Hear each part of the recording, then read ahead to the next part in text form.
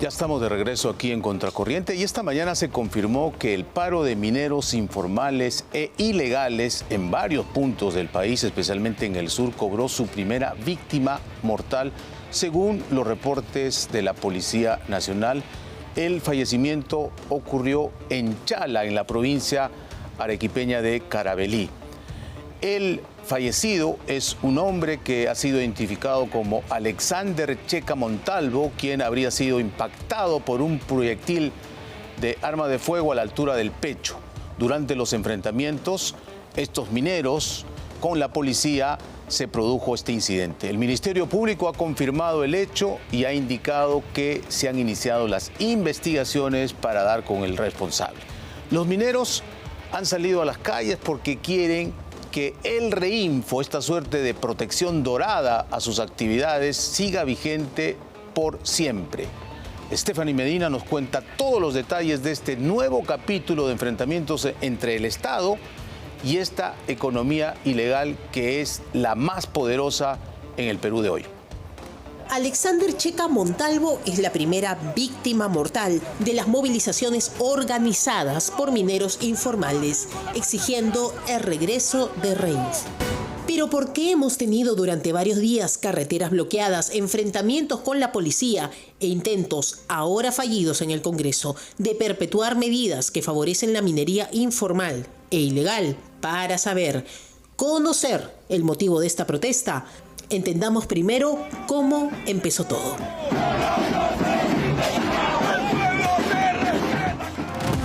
El Registro Integral de Formalización Minera, REINFO, existe desde el año 2016 como un intento del Estado por iniciar la formalización de la pequeña minería y la minería artesanal. El registro lo maneja el Ministerio de Energía y Minas. De los 26.712 registros de REINFO vigentes, 16.384 pertenecen a personas naturales y 10.328 a personas jurídicas. Nos quieren linchar al tirapiedra. Esto puede darnos luces sobre lo irregular y sobre todo lo eterno que puede resultar realizar extracción de mineral solo con un REINFO. Si bien los gobiernos regionales tienen la misión de supervisar a los mineros que están en ese limbo de la formalización por años, no cuentan con la logística suficiente para hacer una fiscalización adecuada. Y aquí aparece el principal motivo por el que hoy vemos a miles de mineros en las calles, movilizados en contra de un decreto supremo. El decreto supremo 012-2025, que establece el cierre del proceso de la formalización de la pequeña minería y minería artesanal, da una prórroga que solo aplica para quienes tienen inscripción vigente en el REINFO o cuya inscripción esté suspendida por no más de un año. Esto representa la desaparición de más de 50.000 registros y es precisamente eso lo que desde las calles se busca revertir. Desde las calles, pero también desde el Congreso de la República.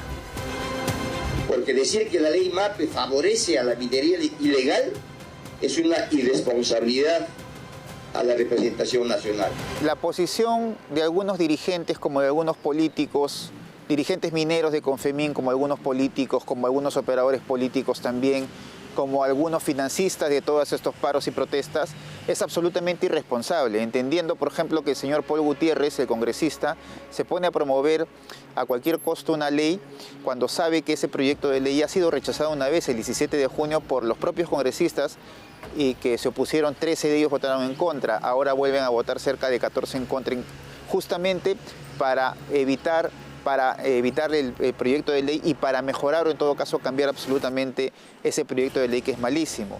Señores del gobierno, enviar miles de policías para la represión o establecer o instalar una mesa de diálogo. ¿Qué es más difícil?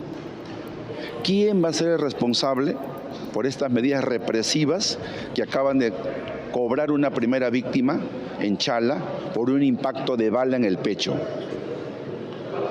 ¿Quién es el responsable si no es más que el gobierno por su insensibilidad, que no quiere dialogar con el pueblo minero? En el Parlamento, entre el 2020 y el 2024, se han presentado 23 proyectos de ley que eliminan o reducen los controles y requisitos legales que hoy existen para quienes hacen minería no formal. Y quién sabe, tal vez aprovechando la tregua de 24 horas... y hemos hecho una tregua hasta el día de mañana, y gracias a esa actitud se ha logrado ya conversar a través de la Defensoría del Pueblo y del presidente del Congreso para instalar una mesa de trabajo. Entonces, el día de mañana se va a concretar eso, y en función de eso vamos a tomar las decisiones que correspondan el día de mañana. Hubo tiempo hasta para echarse un guainito.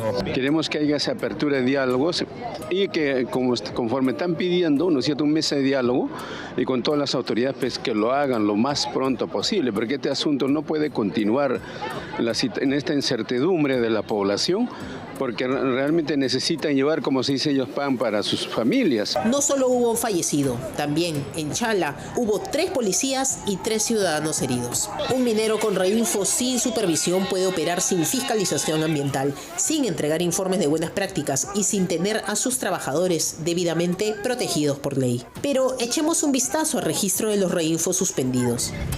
Euromin Perusac tiene 7 reinfos suspendidos. Según el registro, es un centro de servicio de metal y otros comerciales al por mayor, lo que quiere decir que en teoría no tendría cómo operar el día de hoy. Edificar, Ingeniería y Construcción SAC está en La Libertad y en Arequipa con 5 reinfos suspendidos. Sigue operando. Recordemos que estar suspendido significa que no pueden realizar ningún tipo de actividad minera. El gobierno creo que ha hecho bien en sacar los 50.000 reinfos, porque fíjate, el año 2020, a través de una normativa del Ministerio de Energía y Minas, se divide los reinfos en 2, en reinfos suspendidos y reinfos vigentes. En caso de los reinfos suspendidos, eran reinfos que no se podían trabajar. O sea, toda la informalidad y todo el camuflaje de la minería ilegal, de la producción de la minería ilegal, en la informalidad está a través de esos 31.000 reinfos que quedan. Los 50.000 reinfos encima son suspendidos por más de un año. Es decir, estamos frente a reinfos que en verdad no funcionaban. Lo único que ha hecho el Estado peruano, en este caso el Ministerio de Energía y Minas, es sincerar los números.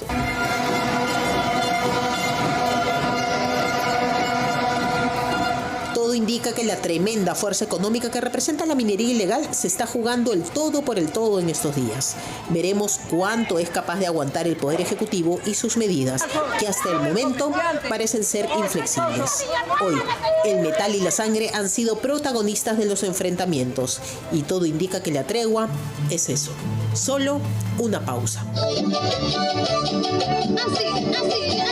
Y así nos tienen de pausa en pausa, de tregua en tregua, porque sin duda la minería ilegal es la economía ilícita más poderosa y más millonaria en el país. Los cálculos más conservadores hablan de 6.000, 8.000 millones de dólares al año. Es muchísimo dinero. El 40% del oro que se exporta desde Perú al exterior tiene procedencia o ilegal o informal. Y este dinero, por supuesto, mal habido, alcanza para corromper en una cadena interminable. Desde los policías que están en los puestos de control, por ejemplo, en Patás, las autoridades del Ministerio Público, del Poder Judicial y, por supuesto, también las autoridades políticas. En el Congreso queda claro que estos mineros tienen a sus representantes, tienen sus congresistas que a toda costa querían imponer esta ley que no era otra cosa que el Reinfo 2.0. ¿Y qué es el Reinfo? Es una suerte de patente de corso, es un escudo de oro ilegal, para que estos mineros no tengan ningún tipo de problema con las autoridades. Basta que tengan el reinfo en trámite y ninguna autoridad puede ejercer la fiscalización y mucho menos medidas para poder controlarlos.